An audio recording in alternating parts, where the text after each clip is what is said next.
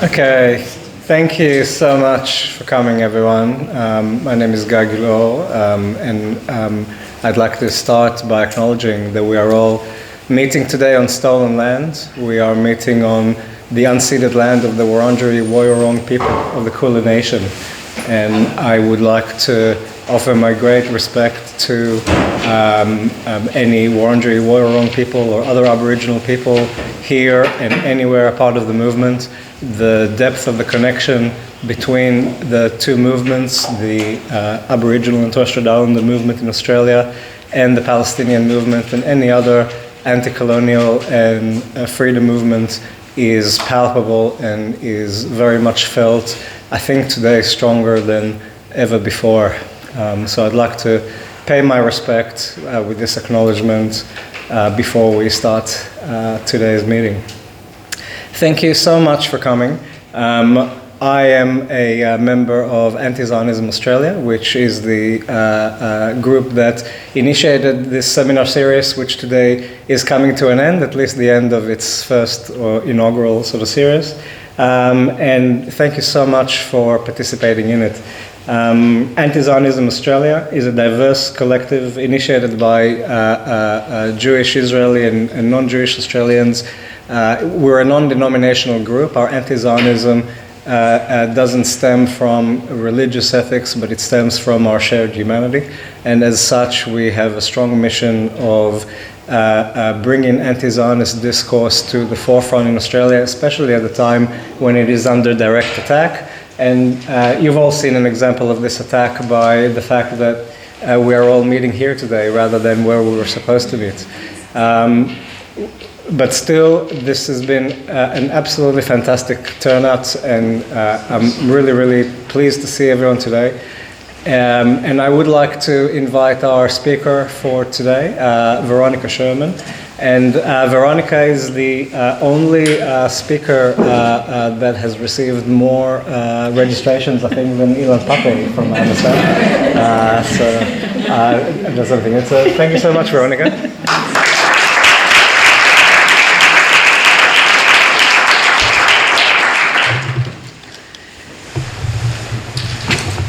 Hi. I had prepared a very considerate 45-minute talk for this evening. I'm very much aware of your time, and I don't take it for granted that you would leave your cozy couch on a cold winter's night to listen to me speak. All was going to plan until 7 o'clock on Friday evening when I received an urgent message. Oh my God, Kathleen Syme Library just cancelled our event. So before I start my prepared seminar about Christian Zionism, I feel it's necessary to address the current situation. I'm sure you'll be able to see how it confirms what I'll be sharing later. If liberty means anything at all, it means the right to tell people what they do not want to hear.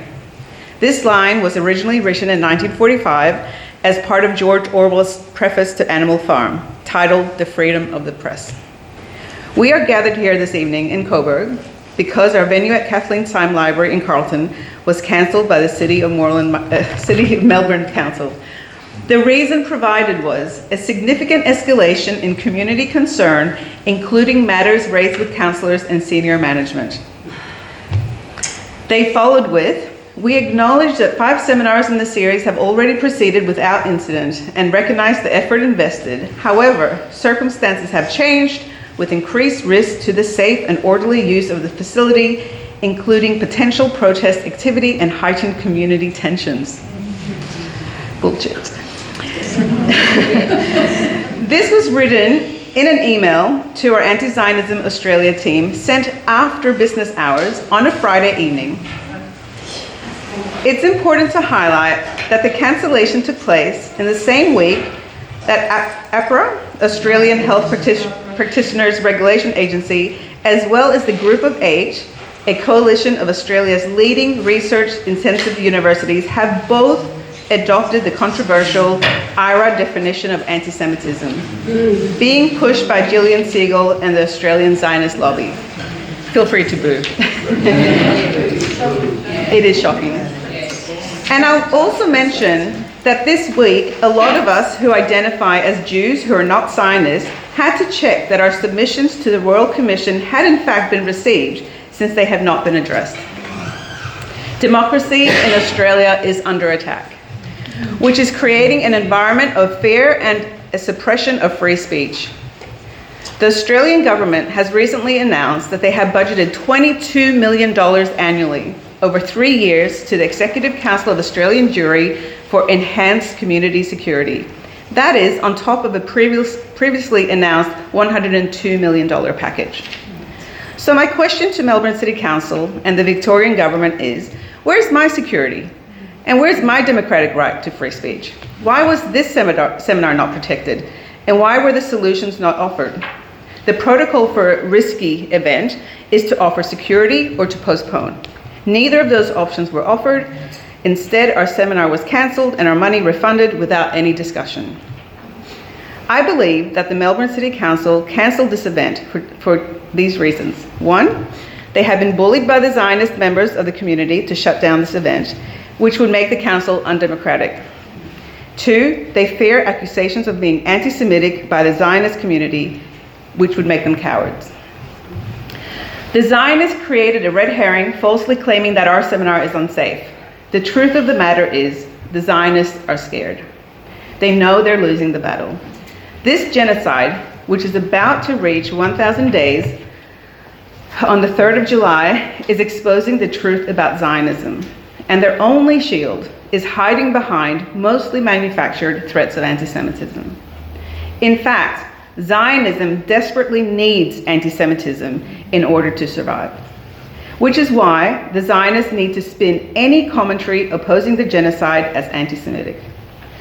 Those of us, using our rational minds, can clearly see that if anyone should be speaking up against the genocide right now, it's the people who grew up in the shadow of a genocide. Most of our political and organizational leaders would know this, yet they are forced into silence. If this doesn't terrify you, you're not paying attention. And as you'll learn from my seminar, none of this is new. Israel has played a role in Australian politics for decades, thanks to Zionists. And now they have our universities, health system, councils, and clearly even small educational gatherings in local libraries as well. I'm going to end with quoting the brilliant UN Special Rapporteur, Francesca Albanese. We warned you. The wholesale destruction of Gaza was not an exception. It was a blueprint to crush anyone who opposes the plutocratic imperialism embodied by the US, Israel, and their global allies. Okay.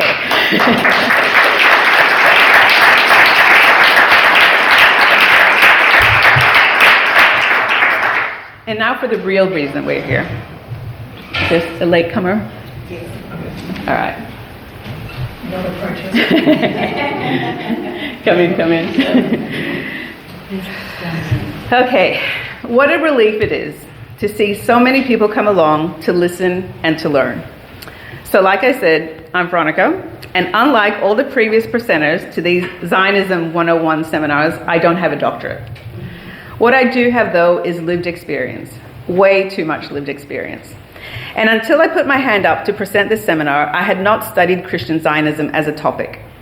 In fact, in the past 12 years, I have done my best to scrub my brain as much as possible to remove this cultish way of thinking. So yeah, it's been a bit of a wild ride, immersing myself in the topic and discovering that I am bizarrely connected to this dangerous and toxic realm that most people are unaware of. Which puts me in a really unique position to expose the truth about Christian Zionism. And I feel it's important for me to explain that my communication style is very informal and playful, but please, don't allow that to distract you from the seriousness of this subject.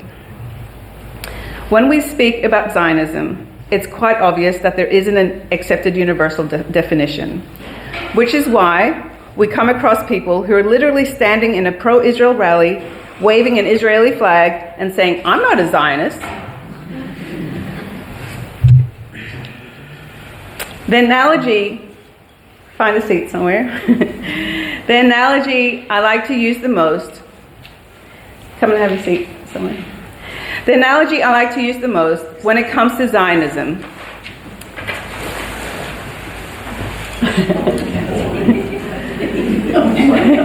Oh, good. All right. The analogy I like to use the most when it comes to Zionism is the one about the 5 blind men who are asked to describe an elephant. Each one, depending on which part of the elephant he has encountered, will describe something completely different to the other. For example, the blind man who's touching the leg of an elephant will describe an elephant as solid and strong. Meanwhile, the blind man touching the elephant's ear will describe the elephant as light and floppy. So for those of us who are aware of the horrors that Israel is committing, we rightly describe the elephant of Zionism as dangerous and destructive. Meanwhile, for Christian Zionists, they mostly appreciate the symbolism of the elephant. They will have photos and carvings and sing heartfelt songs about the elephant and choose to be blissfully unaware that the elephant is trampling families to death right here, right now. I hope by the end of this seminar, you will understand more about Christian Zionism and just what a huge role it has played in creating the genocide we are now witnessing. And it's important to add that there is in fact no such thing as Christian Zionism. Zionism is Zionism. It does not belong to any religion specifically. Zionism is embraced by people from all around the globe, Jews, Christians, atheists, and yes, even Muslims and Arabs, because they feel as if there is a reward involved, either spiritually or financially, which is why Zionism is so enticing and dangerous. So this is my plan for this evening. I'm going to do 5 things.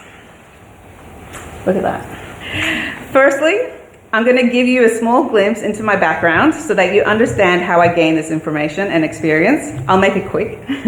Secondly, I'm going to explain some of the British history of Christian Zionism, which interestingly sets the scene and prepares the soil for Jewish Zionism to grow.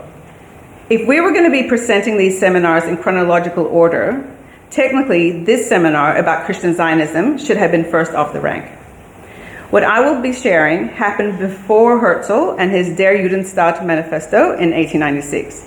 There's actually so much information which is too big to fit into this evening's time frame, so I'm offering to email key points for you to Google at home for those of you who are interested to do further research. So there should be a notebook going around. Oh yeah, if you keep passing that around, that would be good. Okay, thirdly, I'm going to share about North American Christian Zionism, which I think some of you will be familiar with. It's definitely more current, and we can see how it strongly impacts the decisions that political and religious leaders are making in the here and now. What you might not be aware of is how Christian Zionism shaped an Australian Prime Minister, which has had huge impact globally. So I'll share about that as well. Fourthly, I'm going to share an example of how Netanyahu makes sure to keep the Christian Zionists in his bed. He knows that without their help, the elephant won't survive. In fact, I believe it's Christians who feed the elephant. And then fifthly, I want to share a very sad story followed by a vision of a Zionist-free future and what that can look and feel like. We will then have the opportunity for questions that I will attempt to answer, but no promises. Oh, and I need to give a trigger warning to those of you who still believe that the Bible is God's divine word and can be used as proof for truth. You will be offended at what I say tonight.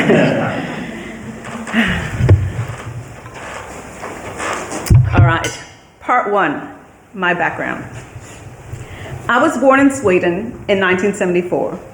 My father, who's buried in Jerusalem and is probably rolling in his grave right now, was raised in a Jewish family in Brooklyn, New York. His grandparents worked in the synagogue, and it was expected of him to follow the Jewish faith.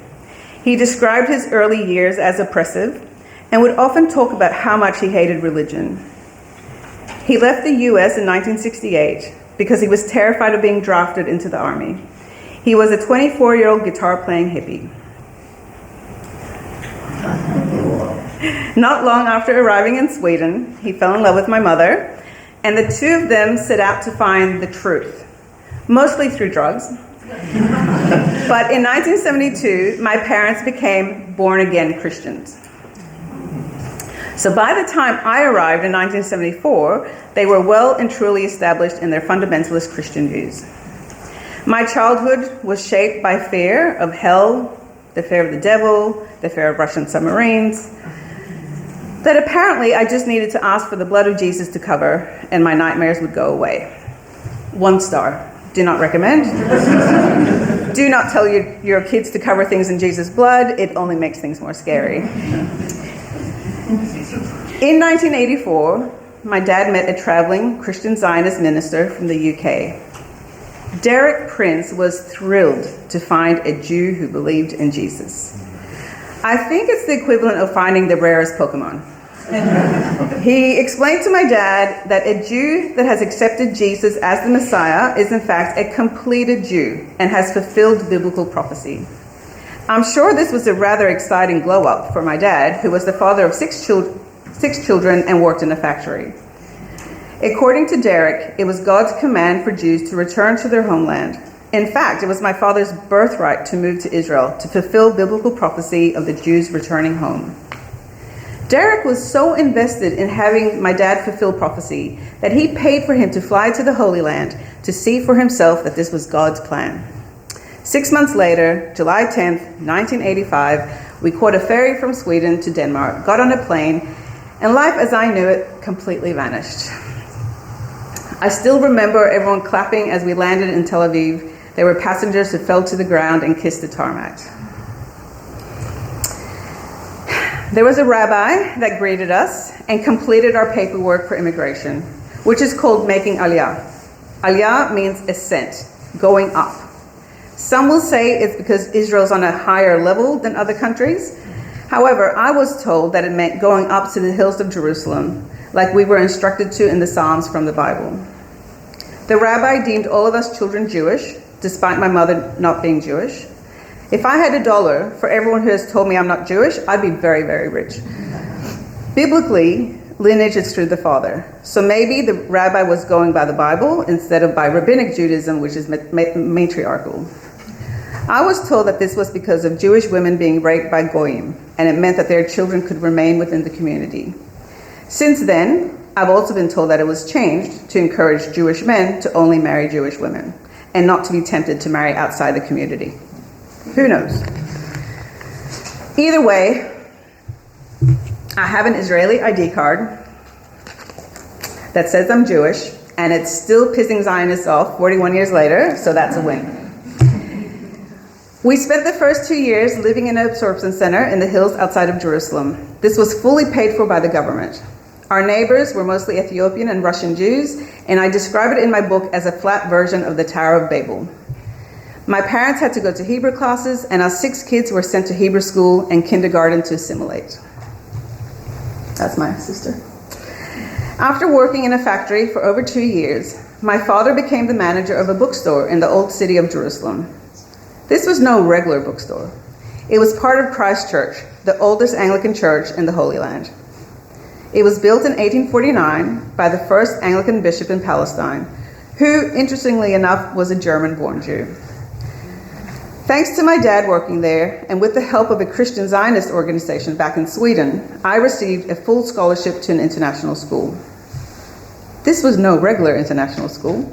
It was, in fact, also built by the Anglicans as part of their Church's Ministry Among Jewish People, CMJ, in 1847. I mention both of these places because they'll feature later on in the talk. I spent 10 years living in Jerusalem. That's me. On reflection, every house my family rented, except for one, was an Arab house. Not once did I question why they were called that. The last 2 years, from age 18 to 20, I served in the IDF. This was compulsory service. But because I had foreign citizenships, I could have chosen to leave and not serve. So I definitely deliberately chose to join the army, very much believing that serving God meant serving Israel. To me, the two were completely intertwined. After 2 years in the Israeli Air Force, I moved to Australia to study theology, as you do. Studying theology was the beginning of the end for me as a Christian. I very quickly discovered that the Bible was in fact not God's divine word, and instead it was a compilation of stories, letters, poems, rules, and books written by mostly unsavory men. It would take me a few more years to untangle myself from the church. But don't for a moment assume that leaving the church behind meant leaving Zionism.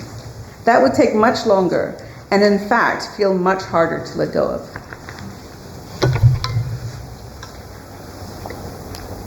British history of Christian Zionism.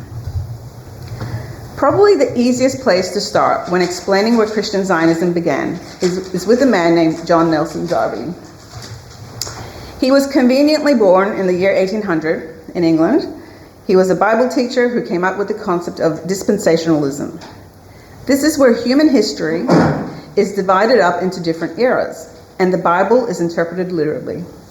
He focused on the Old Testament, which is the Jewish Bible. He especially loved prophecies. Darby believed that the final era of history would end with Jesus returning. In order for Jesus to return, the Jewish people needed to be in the Holy Land, and the third temple would be built. Darby named this era the End Times. All this would take place thanks to a final war called Armageddon, Har Megiddo, Mount Megiddo in northern Palestine. Peace was not the goal. In fact, peace delays the timeline for Jesus to return. The person who really popularized Darby's teaching was a man named C.I. Scofield. He was an American, former Confederate soldier, Yale-trained lawyer, and a theologian. It's a lot. Scofield was born in 1843. In 1909, he added study notes to the Bible based on Darby's fringe ideas and published the Scofield Study Bible through Oxford University Press. The study notes in the margins on each page meant that everyday Christians with a special interest in the Bible could now say that they had done their own research when mansplaining a biblical topic. The study notes introduced millions of readers to the concept of the rapture, where Christians will be taken up into the sky when Jesus returns. But more importantly, in our context, Scofield popularized, I can't even say that word, the idea that God had made unconditional promises to the Jewish people, which required Christians to support the establishment of a Jewish state. The key verse they use is Genesis 12:3. I will bless them that bless thee, and curse him that curse thee. And in thee shall all families of the earth be blessed. I.e., nations that bless Israel will be blessed, and nations that curse Israel will be cursed. It's crazy how much this verse still impacts world leaders who don't understand that the Israel that is mentioned in the Bible is not the modern-day state of Israel. Oxford University Press has sold more Scofield Bibles than any other book. If you Google Christian Zionism, you will read about Darby and Scofield, but the person you'll need to dig for is William Hechler.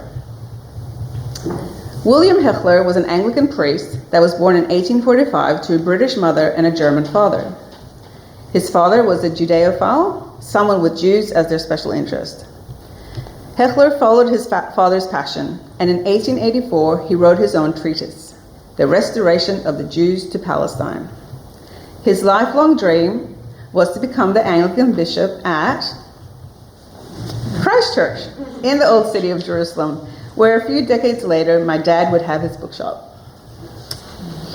Unfortunately, Hechler's dream job never materialized. However, he did secure an appointment as the chaplain of the British Embassy in Vienna. During that time, Hechler collected maps of Palestine and had floor-to-ceiling shelves full of only Bibles, and even constructed a scale model of the Jewish temple. He was obsessed with biblical timelines where he claimed to predict prophecies being fulfilled. Apparently, he predicted that in 1897, a major event would occur that would lead to the restoration of the Jews. The story goes that in March 1896, Hechler was perusing the bookstalls in Vienna when he happened upon the book Der Judenstaat, authored by no other than Theodor Herzl. The book had been published only a few weeks earlier. If you're not familiar with who Theodor Herzl is, it's worth looking him up. Herzl was born in Hungary in 1860. He's considered the father of Zionism. He formed the Zionist organization, which is now called the World Zionist Organization. It's important to know that Herzl was a staunch atheist. He is credited for being the visionary of the State of Israel. His book, that Hechler apparently stumbled across at the bookstores in Vienna, Der Judenstaat, was a 70-page pamphlet in which he elaborated his visions of a Jewish homeland, which interestingly enough was initially rejected by the Jewish community, and eventually a Christian agreed to publish it. Not long after Hechler read Herzl's pamphlet, the two men organized to meet. According to Hechler, the plan for the Jews to return to Palestine was biblical, while according to Herzl, the plan was political. Thing was, Herzl had no international legitimacy and needed Hechler's help. Hechler, as the chaplain of the British Embassy in Vienna, could give Herzl an audience with the Grand Duke of Germany. Guess where Herzl and Hechler traveled to meet with the Kaiser, the Grand Duke of Germany? Jerusalem. Because the Kaiser was there on a pilgrimage and to dedicate the new Lutheran church. Frederick I, the Grand Duke, was very impressed by Hechler's biblical end-time predictions, and coupled with Herzl's pragmatic solution to the Jewish problem by sending the Jews to live in Palestine, the Grand Duke became a lifelong advocate of Herzl and the Zionist cause. This is a total side note, but you might find it interesting. While in Jerusalem, the German Kaiser also laid the cornerstone for the German Victoria Augusta Hospital on the Mount of Olives. My personal connection to that hospital is that they have a whole floor dedicated to pilgrims who are struck with Jerusalem syndrome. These are the overseas visitors who come to the Holy Land and have a unique cluster of religiously themed mental phenomenon and acute psychotic episodes triggered by visiting the holy city of Jerusalem.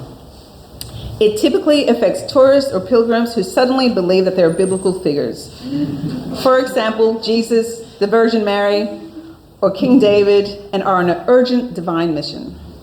When I attempted to move back home to Jerusalem in 2001, after living in Australia for 6 years, I had my husband and 2 young children with me. Not long after arriving, I started seeing some warning signs that my Aussie husband might become one of those overseas visitors who succumb to Jerusalem syndrome.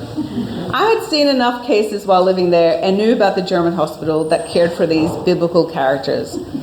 It terrified me to think that my husband might have had to be admitted, and I quickly booked flights back to Adelaide. I'll also add that while Hechler was in Jerusalem to bring Herzl to meet with the German Kaiser, he visited my school, which was then the Anglican Hospital. Small world. Anyways, Hechler's role in helping Herzl gain an international following has mostly faded into oblivion. I'm assuming to erase the Christian connection. However, it's important we know that Hechler attended 5 Zionist congresses as Herzl's aide and friend, and was at Herzl's bedside just before he died. I'm highlighting Hechler's story because I believe it's important to understand that Herzl needed a Christian to help get his political idea wings. As humans, we're much more drawn in by storytelling than by someone throwing political ideas at us. The Christian story is very helpful for Zionists because the Jewish Bible mostly focuses on the history, and the Christian Bible includes that, but then adds a story based on the future. This is exactly what the atheist Herzl needed to convince the masses of his plan. Attaching a religious narrative to his political agenda was genius. Part 3, Christian Zionism in North America and Australia. Christian Zionists are in a codependent relationship with Jews. They believe it's their job to save the Jews and have built much of their identity around this purpose. But how did that become such a widespread and accepted phenomenon? I can actually pinpoint the moment. It's an image that will be familiar to many of you. Recognize this? It's pretty much porn for Christian Zionists, where the Christian realm consummates with the here and now. This is a famous photo of the Six-Day War. The heroic Israeli soldiers praying at the Western Wall, the remnant of the Temple Wall. Proof that the end-time prophecies were being fulfilled. God had performed another miracle, a modern-day version of the parting of the Red Sea. How could such a tiny new nation win the battle against the surrounding Goliaths? It must have been divine intervention. It's too long to go into here, but I'm including in the notes that I'll email a brilliant article from an Israeli newspaper about the war crimes that Israel committed to help win the war in June of 1967. Only 3 years after the Six-Day War, an opportunistic evangelical writer and TV host published a book that would take the world by storm. Hal Lindsey's The Late Great Planet Earth sold 35 million copies, and in the process transformed biblical narrative into policy that still impacts US politics. Lindsey's book provided an intoxicating view of biblical prophecies and applied them to contemporary geopolitical events. Thanks to his book, millions of Christians looked at the Bible as well as news through Zionist goggles.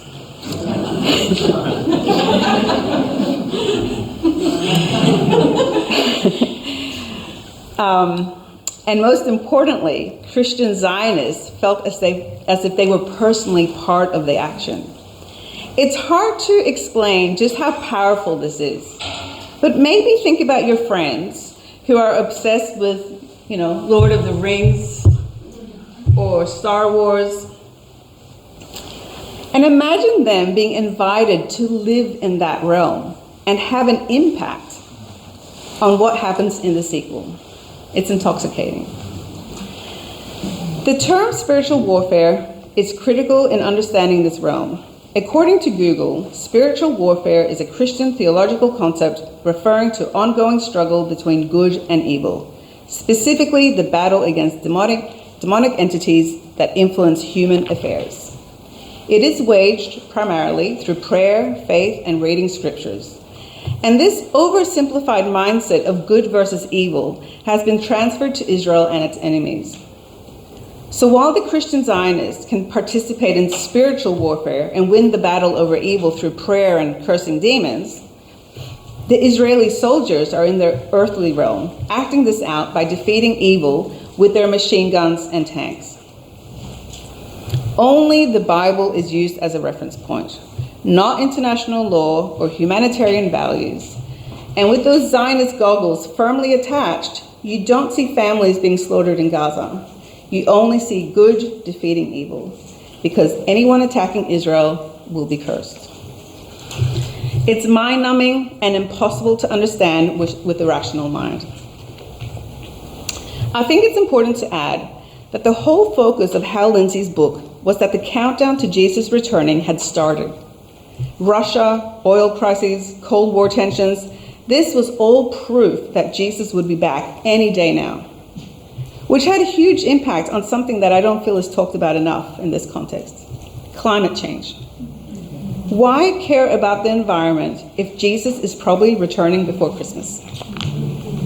Our focus needs to be on financing the battle between good and evil. There's absolutely no need to think long term when it comes to the planet. It's going to be destroyed anyways. There's a lot of money to be made by scaring people with eternal damnation. Tim LaHaye followed in Hal Lindsey's footsteps and published the book series called Left Behind. 65 million copies were sold, and pushed ideas like the Antichrist leading the United Nations. And as a result, Americans took on a new interest in politics because they believed that they themselves could speed up Jesus returning. There's so much I could say, but I'll end this segment about the US highlighting something really important. As much as Christian Zionists claim to love the Jews and Jesus was Jewish, etc., if you actually read the fine print of the end times theology, it doesn't look very good for the Jewish people. Because unless they accept Jesus as their Messiah, like the Christians have, they too will be killed. Apparently 2/3 of us. This minor detail often gets skimmed over. Christian and Jewish Zionists are currently too busy using each other and focusing on their hatred of Muslims and Arabs, so much so that Christian Zionists have completely overlooked the fact that they actually have more in common with Muslims than with Jews. Because at least Muslims respect Jesus and see him as a prophet, while to Jews, he was a lunatic with a Messiah complex and someone that they openly mock. Another fun fact is that most Christian Zionists have created a version of Israel in their head that doesn't exist. They imagine Israel looking a bit like a giant kibbutz, but where God dwells in amongst the community, Israelis are seen as partially divine. That is, until Christians meet their first Israeli. I used to love shocking American Christians with telling them that when I served in the army, I could have 3 free abortions if I needed. I would literally see their brains imploding at this very secular version of Israel contaminating their illusion. Okay, now it's Australia's turn to be under the magnifying glass. Who here thinks that I'll be sharing about Scott Morrison and Hillsong? Well, if I had more time, I would, but you can look into that yourself. Instead, I'm going to talk about Bob Hawke. Surprised? Oh. Okay, who here knows much about Bob Hawke? Okay. Do you know about his Christian Zionist upbringing? No. Neither did I. Okay, so Bob Hawke is most famous for serving as Australia's Prime Minister from 1983 to 1991, making him the longest serving Labor Prime Minister in Australian history. He is widely celebrated for his larrikin charm, sweeping economic reforms and landmark social policies, and his impressive ability to scull a beer. What doesn't get as much of a mention is that Hawke grew up in a religious home with a father who was a Congregationalist minister who also happened to be a Christian Zionist. Bob was very active in the church as a teenager until he participated in the World Christian Youth Congress in India when he was 23 years old. He then stepped away from the church, but similarly to me, stepping away from the church doesn't necessarily mean that you step away from Zionism. Even before becoming the Prime Minister, Hawke had a very close friendships with key Zionists. The most notable one was Golda Meir, the Prime Minister of Israel, who he met in 1971 while visiting Israel when he was president of the Australian Council of Trade Unions. It was Meir who famously urged him to advocate for Soviet Jews, an issue that became a lifelong crusade for Hawke. He played a crucial behind-the-scenes diplomatic role in this mass exodus. Hawke's tireless international lobbying alongside Izzy Liebler was pivotal in forcing the Soviet Union to open its borders, enabling hundreds of thousands of Jews to eventually settle in Israel. The same Russian immigrants that were my neighbors in the absorption center in 1985. It's helpful to know that during these years, Bob Hawke had a very close friendship, aka bromance, with Izzy Liebler. It wasn't just a political alliance. So who was Izzy Liebler? Liebler served as president of the Executive Council of Australian Jewry, as well as the chairman of the governing board of the World Jewish Congress. And interestingly enough, Izzy Liebler had a younger brother called Mark, who is still alive and well. Unfortunately. And we have recently watched Mark's son, Jeremy Liebler, being interviewed during the Royal Commission. Mark Liebler also formed a close decades-long connection with Bob Hawke.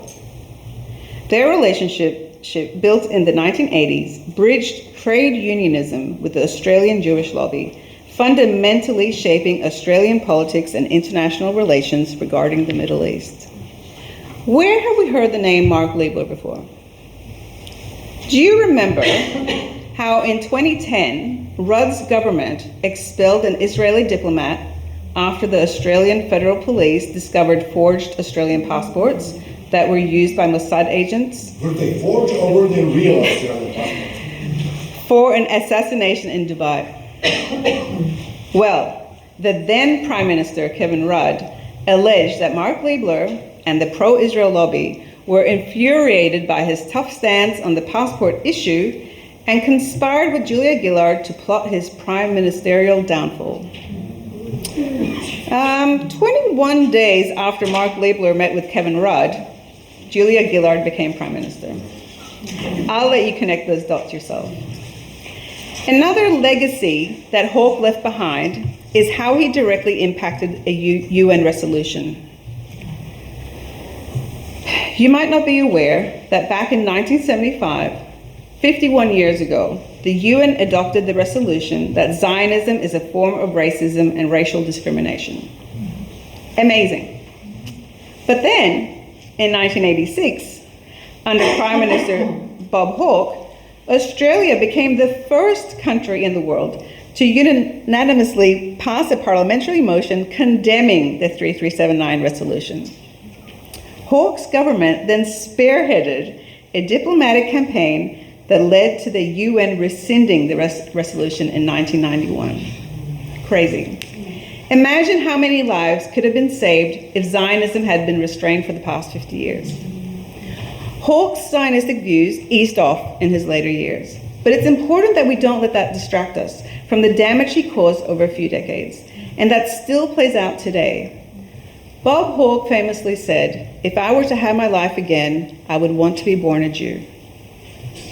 And you should probably know that in Israel, there is a forest that was planted by the Jewish National Fund to cover destroyed Palestinian villages, to hide evidence of their existence, that is named in honor of Bob Hawke. Okay, that's a lot to take in. Are you guys still with me? Yes. Okay, we are now at point number 4. How does Netanyahu keep Christians in bed with him?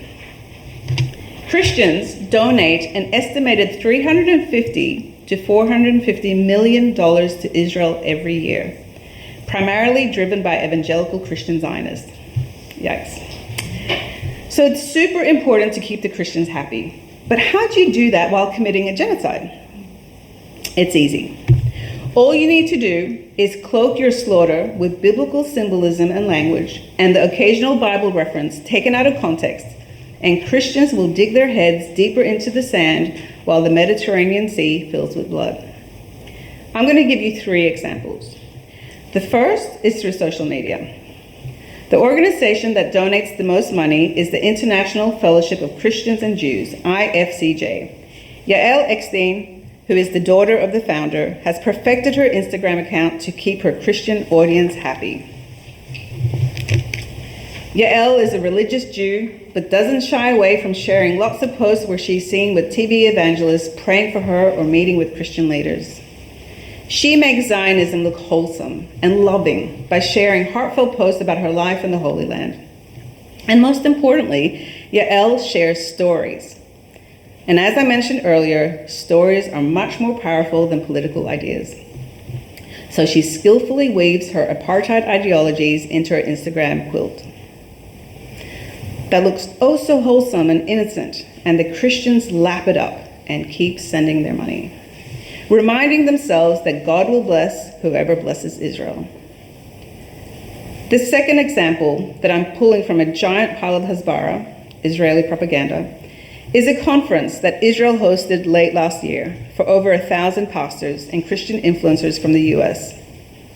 A childhood friend was one of these chosen pastors. They spent a week in the Holy Land being anointed with holy propaganda to help prepare them fight for an ideological war. That's me. Yep, in the same place, almost 40 years earlier. Their week in the Holy Land included activities like praying at the Western Wall and being taken on tour of Yad Vashem, the Holocaust Museum, without a single mention of the current Holocaust they are actively supporting. They were also taken to the Nova Festival site by the Gaza border, which has become a bit of a circus, according to a friend of mine who recently visited for work. It includes having virtual reality goggles put on. And for the next few moments, you get to experience what it was like being shot at on October 7th. Again, absolutely no mention of the genocide that at that point had been happening for over 2 years. Netanyahu himself met with these pastors and told them that they are now ambassadors for Israel, and it's their mission to return to their churches to remind their congregation to combat anti-Semitism and to keep praying for Israel. The pulpit must speak louder than the global propaganda. Now, this was only the practice run, because in 2026, the goal is to reach 1 million pastors.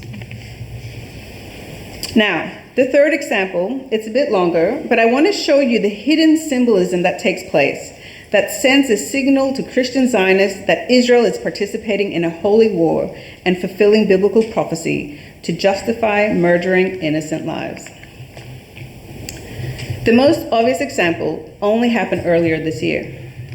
Leading up to the US attacking Iran, I noticed that there was an excessive amount of religious language being used on social media. I started taking screenshots as proof that I wasn't imagining it. It didn't take me long to realize that it was very likely that the attack would deliberately coincide with the Jewish festival Purim. Purim celebrates the story of Queen Esther and how, thanks to her bravery, the Jewish people were saved while living in exile in Persia, instead of being genocided by the evil royal official Haman. This year, Purim started on Monday, March 2nd. So in the weeks leading up, I was bracing myself for the missiles to begin then.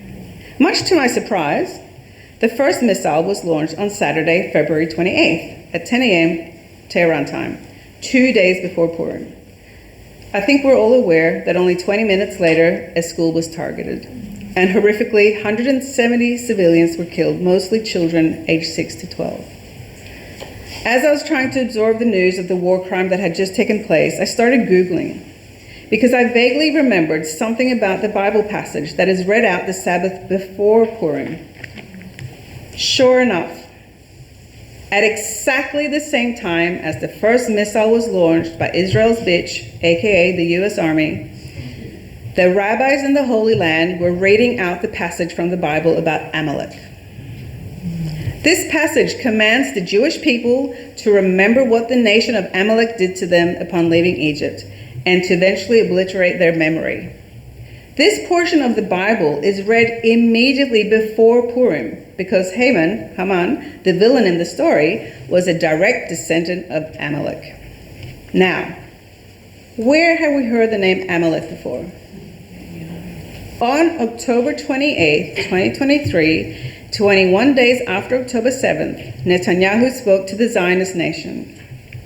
This will be a victory of good over evil, of light over darkness, of life over death. In this war, we will stand steadfast, more united than ever, certain in the justice of our cause. This is the mission of our lives. This is also the mission of my life. He then directly quoted Deuteronomy 25:17. Remember what Amalekites did to you. We remember and we fight. Amalek is also mentioned in 1 Samuel 15:3. Now go and smite Amalek and utterly destroy all that they have, and spare them not, but slay both man and woman, infant and suckling, ox and sheep, camel and ass. By synchronizing the timing of the attack on Iran to coincide with the story of Amalek, Netanyahu was very cleverly signaling to his evangelical Christian supporters that this is a holy war, and he's fulfilling biblical prophecy. This is exactly what the Christian Zionists get off on. Okay, that's the end of that segment, and just one more to go. So part 5, our last point. A heartbreaking story, and then let's imagine together what a Zionist-free Palestine can look and feel like. For the past few months, we have come together, well, not here, we've come together at Kathleen Syme Library every couple of Sundays to expose the truth about Zionism. And I really want to encourage you to look at the Anti-Zionism Australia YouTube page and watch the previous seminars.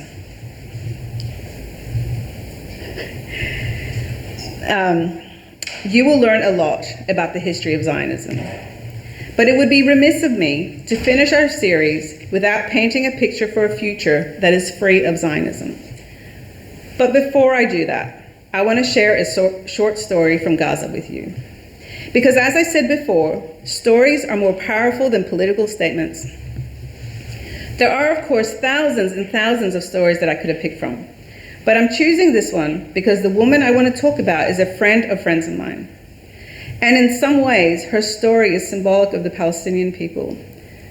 Except I'm going to add something to the ending that will hopefully paint a positive picture for the future in the midst of the despair. Elam Farah was an 84-year-old firecracker of a woman. She was born in Gaza in 1939. 9 years before the Nakba, which makes her older than the State of Israel. Her father was the beloved Palestinian poet Hannah Dada Farah, and her family's roots grew deeply into Gaza for many centuries. Ilham was the first music teacher in Gaza and taught hundreds of students how to play instruments and to love music. Farah means joy, and Ilham Farah was known for her red hair, big hat, and her giant smile that matched her giant spirit.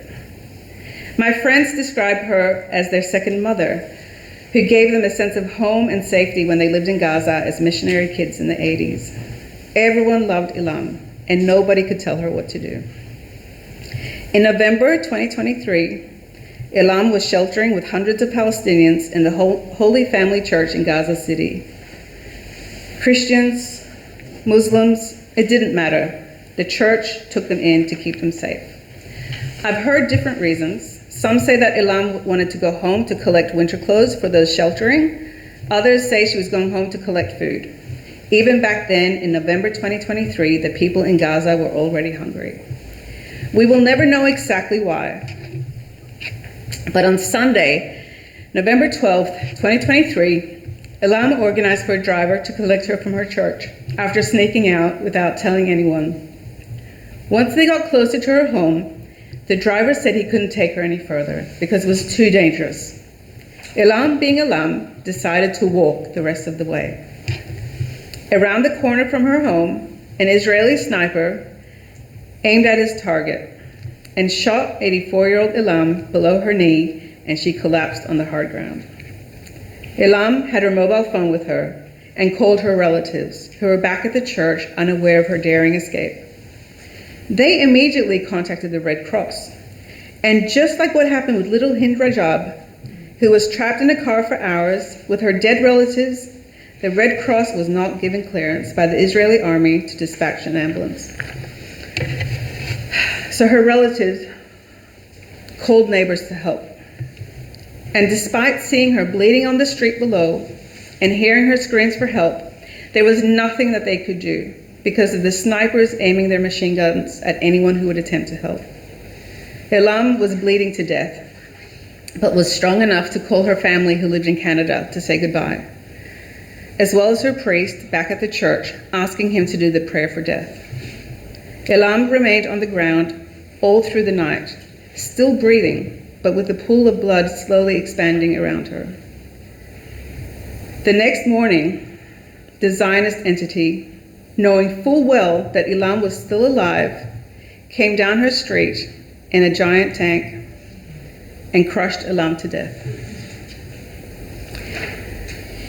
When the church personnel were finally able to reach her, they found Ilham with her purse covering her face, attempting to shield herself from the ferocious, predatory, bloodthirsty Zionist elephant.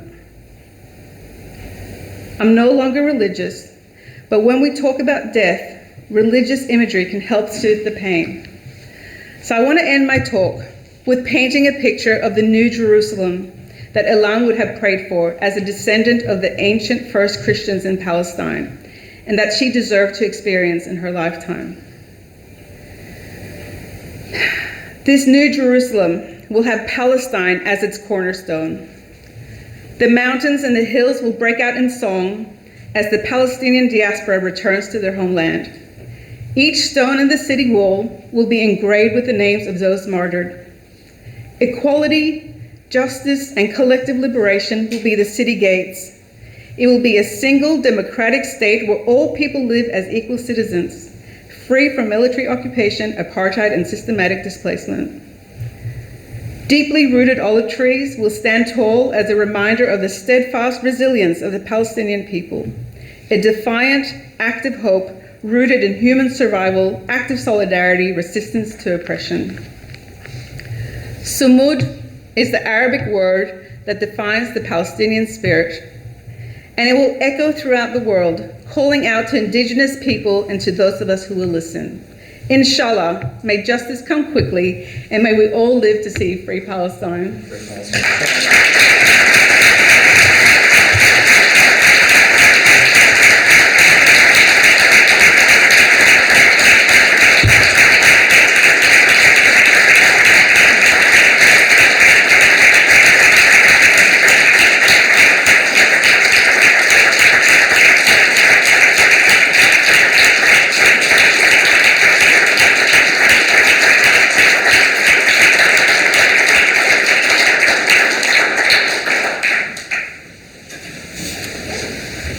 All right. It's a lot. I appreciate everyone who came out tonight to listen to this. I hope that you could hear that it comes from my heart. All I want is to see the end of Zionism, to see a free Palestine. And I think that everyone here is in the same boat. So I'd like to open up for questions. I might not be able to answer them, and if it's out of my sort of range of knowledge, there are people I can point to who would be better at answering.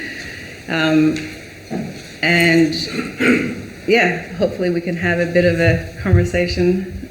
Yes? Yeah, not a question, but are you aware that Bob Hawke was the Member of Parliament for this area?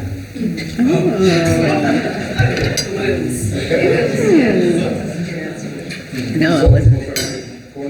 Okay. And there's a community centre, Bob Hawke, like an elderly citizens. Oh, right. Well, there you go. No, didn't know that.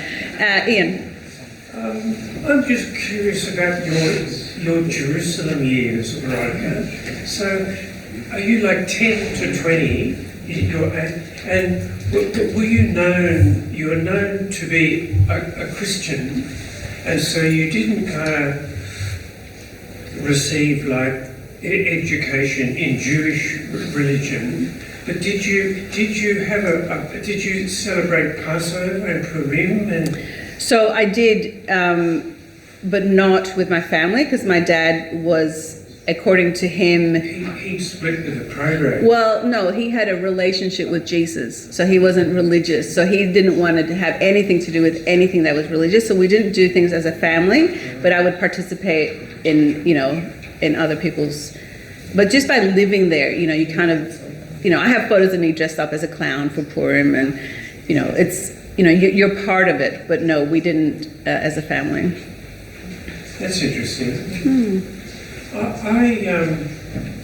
I regard Torah as a masterclass in cult creation, and if you celebrate Passover from the year you're born, from your first year to your last, that is an extraordinarily powerful indoctrination in just the the underpinnings of Passover, the exceptionalism, all of that. Do you have a question? Not really. Okay. I'm just enlarging on the masterclass Yes. in cult creation. Yeah. No, it wasn't. That was more. All right. We'll move on to the next question. Now and again, I've seen on the internet in the curriculum for kids in Israel, and they're taught about the Palestinians. Is that a typical thing? Are they mentioned at all? Are they?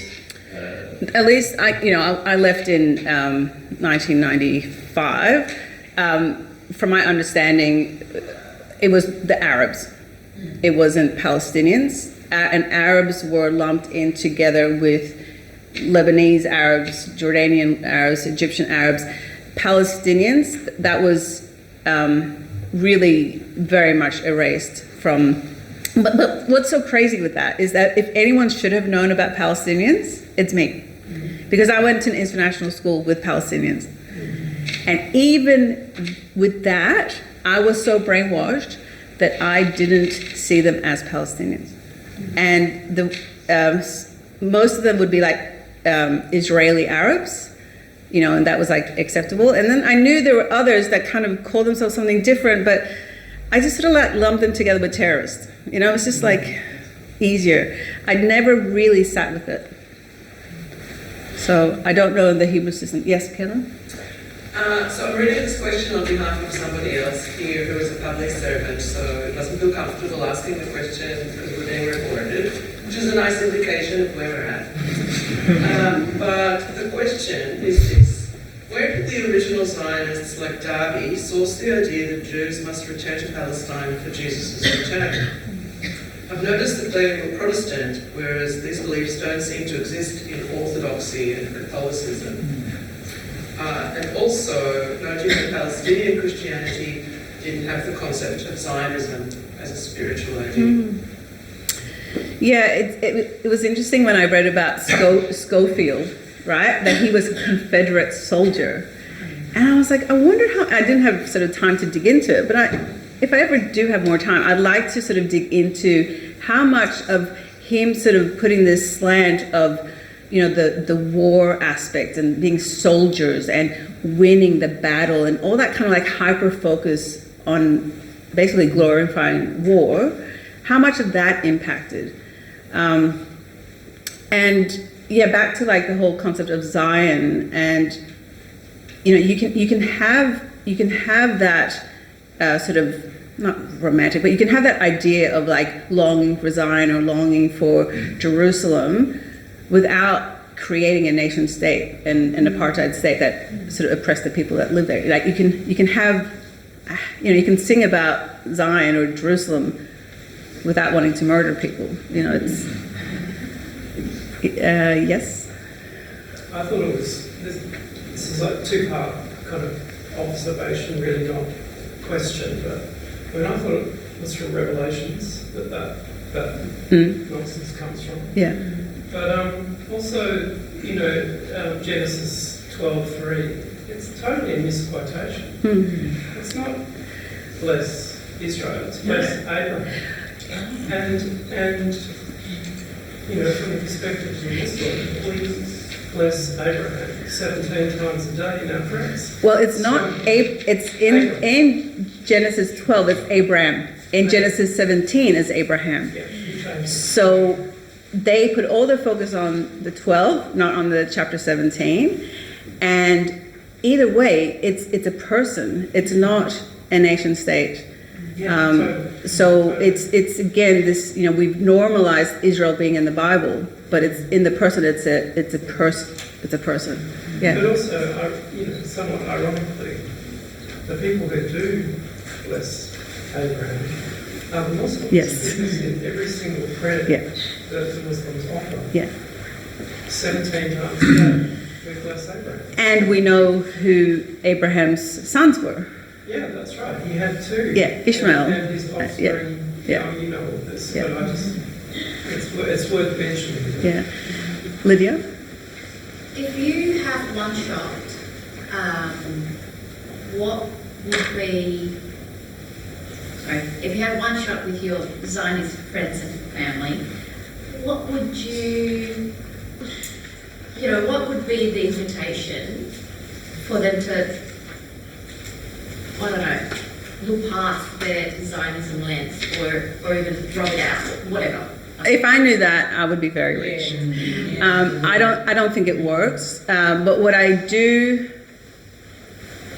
I think, I mean, one of the banners I recently had said, why should the Palestinians pay the price for racism in Europe?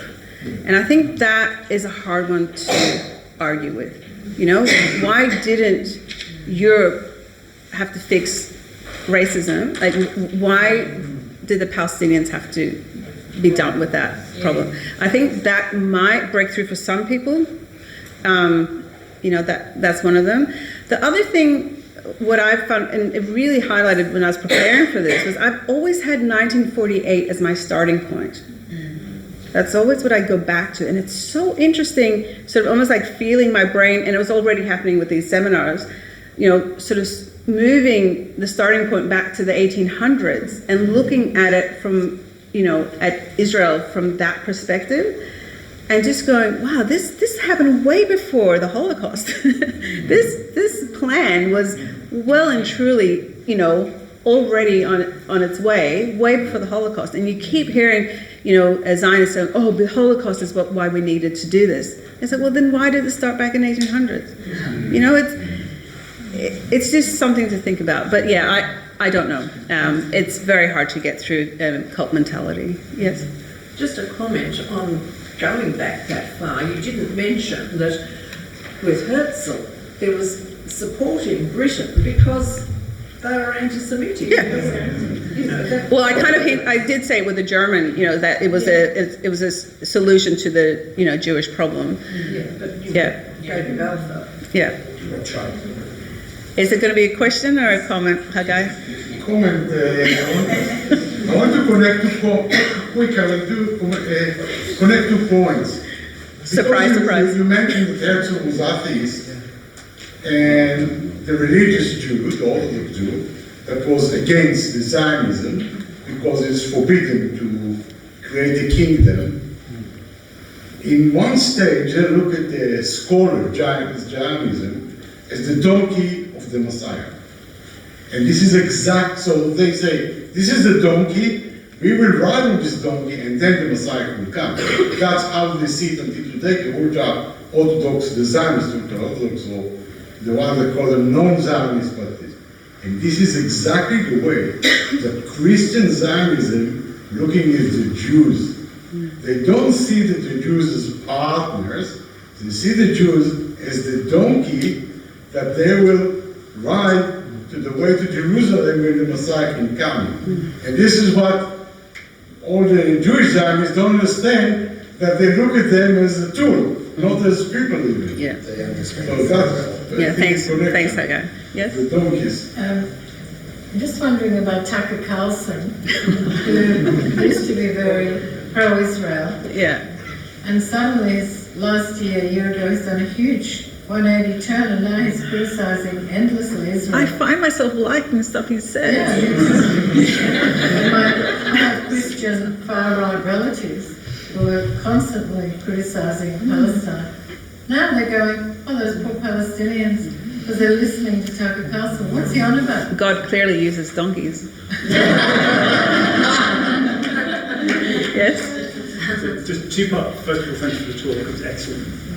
Two-part question. One is, what was it that enabled you to break through that brainwashing of Zionism, which is so intense and so apparently unbreakable?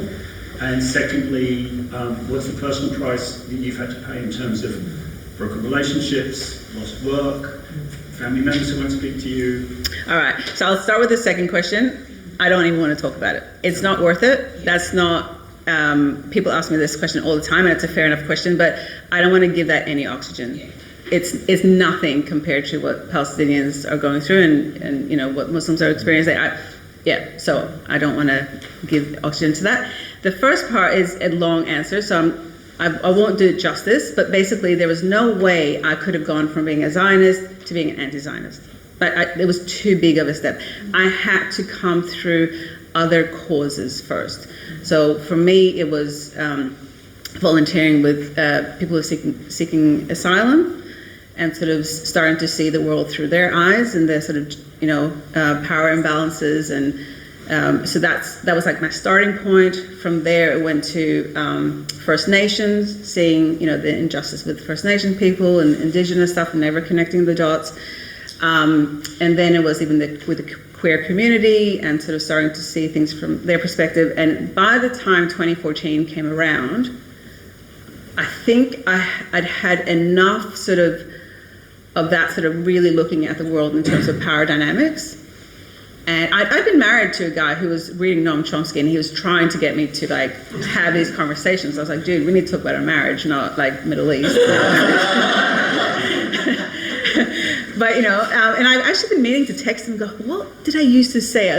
What was my argument? Because I only remember saying to him, hey, you're reading a book. This is all theory for you, but you will never understand what it's like to step on a bus and have to scan the bus in case there's a suicide bomber on that bus and you're going to get killed. So, it's all great for you to read these Chomsky books, but it's not, it's not embodied, right? So that, I remember saying that to him, but I don't remember beyond that, and I'm sure he'll remember. So I do want to ask him about that. But then in 2014, so the soil was prepared, right? I had started looking at the world in terms of power dynamics and all that, social justice, all these things. And then 2014, Gaza was being attacked by Israel, and thanks to Google, I was able to sit down and I just Googled Gaza images. I don't know why I did it. I don't know what, and I got into, it must have been Al Jazeera, which is a terrorist, TV station.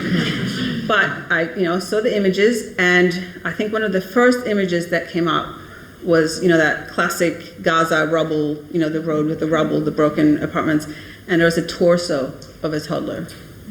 That's it. just the torso.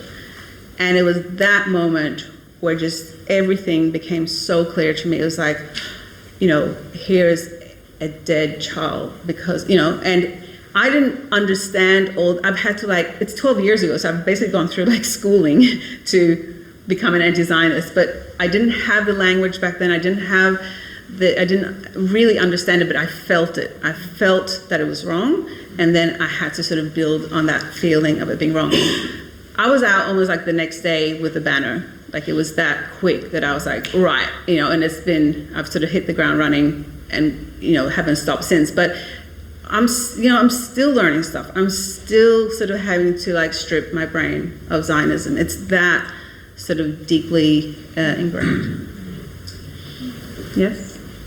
You talked about the Zionist elephant. Well, firstly, thanks, wonderful talk. You talked about the Zionist elephant and many kinds of Zionism. I guess the simple question is there one kind of anti-Zionism? And I'm thinking, say, from my own history of people who fled from Eastern Europe to Palestine in the 1880s, probably classified as Zionists of some kind, but economic, but then left in 1926, 100 years ago, before conflict of the serious type began. Or other people like the New Israel Foundation who call them, sort of Zionist light. As long-term anti-Zion, people proudly anti-Zionist, but is that just one thing? I think what I've learned the hard way is that when we talk about humans, it's messy. It's never going to be one or the other. It's never going to be that sort of black and white, light and day and night. It's just messy, and humans are annoying, and there's personalities, and people are not going to agree on everything. And I would say that just like with everything else in life, there's going to be variants of anti-Zionism. I think at the moment it's very helpful. It sounds terrible, but to focus on the genocide, for example, in Gaza, and to just be you know what, we can discuss all the topics, but the house is burning now. Let's get the people out of the burning house, and once we have done that, we can discuss the borders of the garden, and we can talk about who put what in the basement, and who owns the whatever, but for now it's just such a humanitarian urgency to stop the killing. That's my answer. Yes? I just wonder, a question to everybody here, really concerning about the Zionist threat to democracy in general. Yeah. And certainly in Gillor's most recent indoctrination program that's been being allowed in schools, in universities, and amongst the public servants. How can we raise our voices in a way that we're not all just locked up straight away every time we write to our MPs to say, what on earth is going on? Why do we no longer have freedom of speech? Why is there no longer democracy again? Yeah. I just really wonder what people's ideas are in this room, what their ideas are as to how we can really make a stop to that. Yeah, I mean, you've reminded me of something that just today I found out. Are you guys aware that this combat anti-Semitism about camp, which we had it in August in Gold Coast last year, and yes, that's where I stole these from. And borrowed. Gets to be returned. Yeah, I will. But this sort of conference that they had, where they invited councillors and mayors from around Australia, right, to learn about how to combat anti-Semitism. Basically, it was just absolute brainwashing. And I remember standing there with my banner outside. There's 5 people protesting, 5 of us.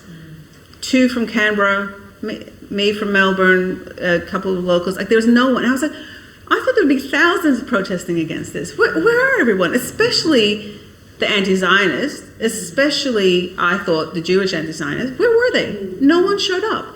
I thought, why are they not scared? How can people not realize how terrifying this is? And I remember standing there with my banner going, when is this going to impact me directly? because it's happening here, it's all conversation. And it happened, this weekend, that's when I felt it for the first time directly. I've seen it, Randa Abdel Fattah, it's happened to her, there's plenty of examples, but for me to directly feel it. Now, they're organizing again in November. I don't know if you guys are aware of that. There's going to be a conference in November in the Waverley Council, so we're Bondi, so it's all going to be tied in with that. So very emotive, it's going to be very emotional. But guess what I just found out this morning? Jerusalem Post is hosting an event, I think the week before, in Sydney. So we're basically now heading into a Zionist festival based in Sydney that I'm sure they're going to do everything they can to suck the most out of the Bondi event. And we need to prepare. We need to get strategic. We need to think about how we can educate the Australian public and how we can give examples like this of things being cancelled in small local councils. It's not just the big stuff that's happening, it's the little stuff as well. And it's about freedom of speech. It's about democracy. It's about things that every Australian should care about. Even if, for the past 2.5 years you've just kept your head in the sand about, the genocide, this should really make you pay attention. So, too, it's, the people that get the most, like the educated people that I went to university with, they're on about feminism, and yet in this moment when they're such big beneficiaries of, all the feminist developments over the years, they don't seem to realise that we actually need to protest about stuff that's happening. They just try to turn you off when you talk about it at a dinner party or anything. You try to have a couple of sentences towards, the fact that our free speech and other rights are slipping away. I mean, apart from, of course, the Palestine thing, they won't even talk about that, some people. They just obviously they don't want to have a position, but even that. But just this thing where they've been so privileged by having an education and, like we were kind of applying post-colonial theory to things 20 years ago or 30 years ago, and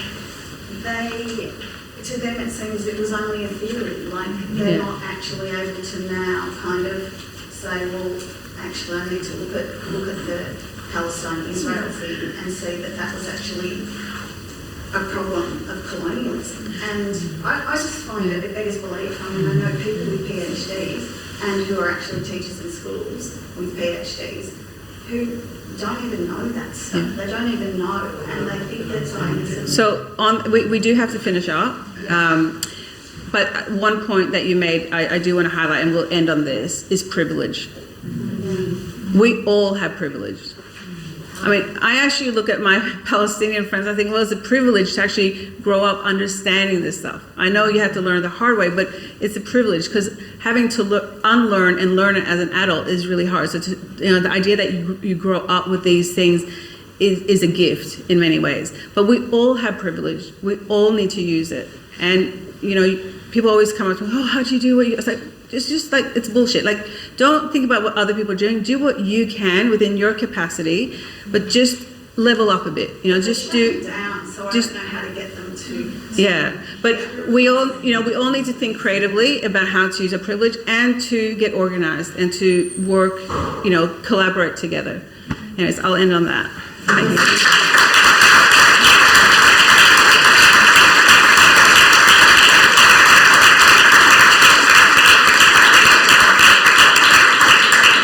Thank you so much, Veronica. This was amazing. And just two very quick things before we finish. This series was conceived as a complementary piece to another series called Understanding Palestine, which Yusuf Al-Rimawi has been running since, I think, for over almost 2 years.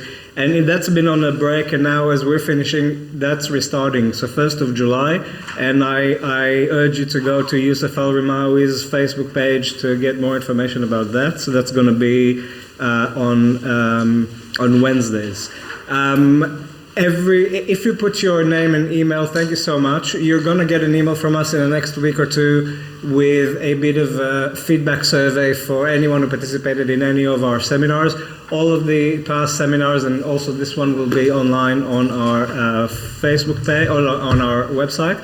I'll just jump in quickly.